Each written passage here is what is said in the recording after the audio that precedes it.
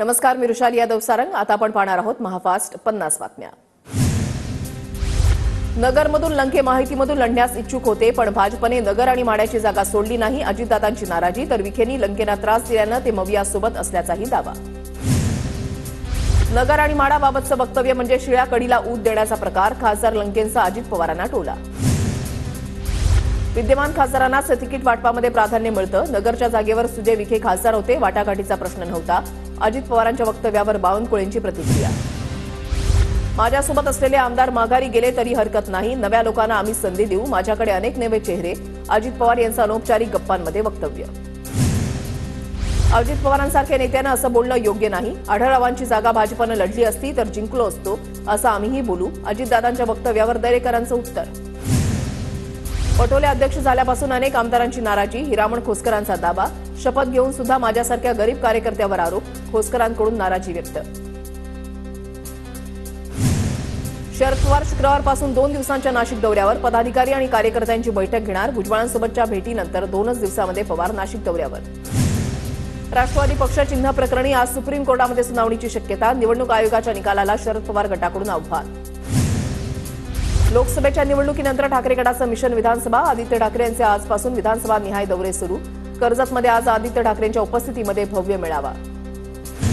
UPSC परीक्षेसाठी पूजा खेडकरकडून 11 वेळा नावामध्ये बदल। 2020 मध्ये पूजा दिलीपराव खेडकर, तर 2021 मध्ये पूजा मनोरमा दिलीप खेडकर या नावाचा उल्लेख। कोकण कन्या तुतारी जनशताब्दी एक्सप्रेस आजही रद्द, तर गोव्याहून मुंबईकडे येणाऱ्या रेल्वे उशिरानं। आषाढी एकादशी निमित्त वारकरी पंढरपूरमध्ये दाखल होण्यास सुरुवात, तर अनेक पालख्या कालपासूनच पंढरपुरात। मुख्यमंत्री शिंदे आज ज्ञानेश्वर महाराजांच्या पालखीमध्ये सहभागी होणार। संत ज्ञानेश्वर माऊली आणि तुकोबारायांची पालखी पंढरपूरच्या वेशीवर दाखल। आज पंढरपूरमध्ये दोन्ही पालख्या दाखल होणार। आषाढी एकादशीच्या पूर्वसंध्येला पंढरपुरातील चंद्रभागेच्या तीरी वैष्णवांचा मेळा। पंढरी विठू नामाच्या गजरामध्ये दुमदुमली। प्रदूषणमुक्त इंद्रायणीप्रमाणेच नमामि चंद्रभागा महाराष्ट्र शासनाचा विशेष उपक्रम। शासनाकडून चंद्रभागा सुशोभीकरण आणि स्वच्छतेची मोहीम हाती।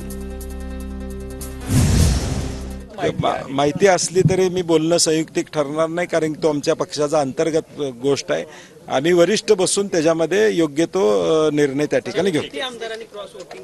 No thank you. चंद्रभागेमध्ये एनडीआरएफच्या टीम तैनात। स्थानिक बोटी आणि जीवरक्षकांच्या साह्यानं चंद्रभागेवर सुरक्षेची जबाबदारी।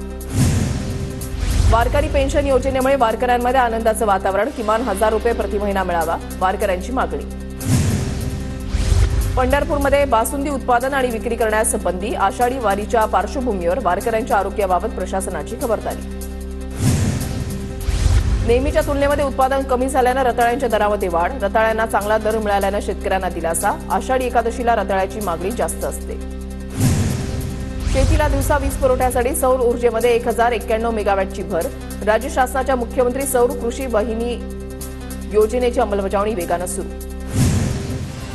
लाडकी बहीण योजनेचा पीक विम्याला फटका। सेतू केंद्रावर योजनेचा फॉर्म भरण्यासाठी गर्दी असल्यानं पीक विम्याला 31 जुलैपर्यंत मुदतवाढ। साखरेचं किमान मूल्य प्रति क्विंटल 4200 रुपये करण्याची मागणी। केंद्रीय मंत्रिमंडळाच्या बैठकीमध्ये निर्णय होईल, हर्षवर्धन पाटलांचा विश्वास। नागपुरातील झोपडपट्टी पुनर्वसनाच्या कामाला गती देण्याचे फडणवीसांचे आदेश। झोपडपट्टीमधील अतिक्रमणधारकांचे क्षेत्र नियमानुसार स्थायी करून भाडेपट्टे देण्याचेही निर्देश। राज्यामध्ये भारतीय हवामान खात्याकडून पावसाचा हाय अलर्ट। 18 जुलैपर्यंत राज्यामध्ये ठिकठिकाणी मुसळधार पावसाचा इशारा। मुंबईत आज मुसळधार ते अतिमुसळधार पावसाचा अंदाज। परळ, दादर, वरळी परिसरात जोरदार पावसाची हजेरी, तर 2 दिवसानंतर पावसाचा जोर कमी होण्याचा अंदाज। मुंबईला पाणीपुरवठा करणाऱ्या 7ही जलाशयामधील पाणीसाठ्यामध्ये वाढ। 7 धरणांमध्ये मिळून सध्या 35%